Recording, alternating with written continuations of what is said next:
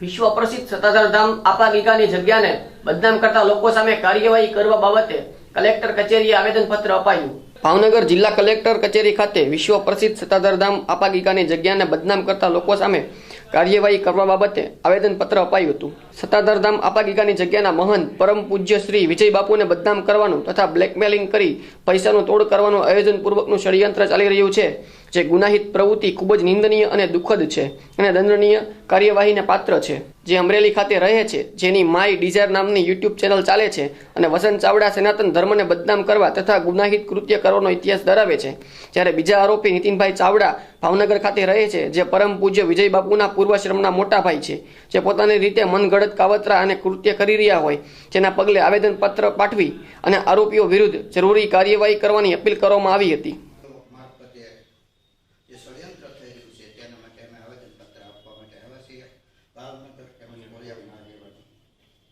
હું યોગેશ દીપકભાઈ લાડવા, ગામ કોળિયા। આજરોજ અમે ભાવનગર કલેક્ટર સાહેબને આવેદન આપવા આવેલા છે, જે અમારું આસ્થાનું કેન્દ્ર સત્તાધાર ધામ વિશે કોઈ બી ષડયંત્રો કે આગળ પાછળ કાંઈ બી હોય એને અમે સખત શબ્દોમાં ભાવનગર અને કોળિયાક સમાજ વખોડી કાઢીએ છીએ। જય આપા ગીગા। અમારી માંગણી એવી છે, આ જે કાર્ય જે અત્યારે વિરોધ કરી રહ્યા છે, આમાં અમુક આવારા તત્વો પણ સાથે હોઈ શકે। અમારી એવી લાગણી છે કે આ અમારા આસ્થાના કેન્દ્રને કોઈ બી આ લાંછન લાગે એવું અમે ઈચ્છતા નથી। એની સામે કાર્યવાહી થાય, કડક કાર્યવાહી થાય। અમે ભાવનગર કલેક્ટર ઓફિસ ખાતે આવેલા છીએ।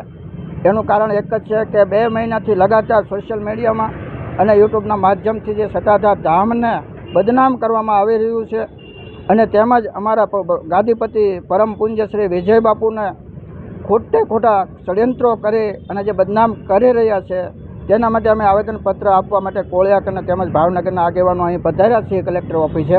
તો અમે એને સખત વખોડી કાઢીએ છીએ અને એનો સખત વિરોધ કરીએ છીએ અને અમારી એવી માગણી છે કે એના વિશે કોઈ કાર્યવાહી કરે અને એવી લાગણી અને માગણી છે કે એને કાર્યવાહી કરીને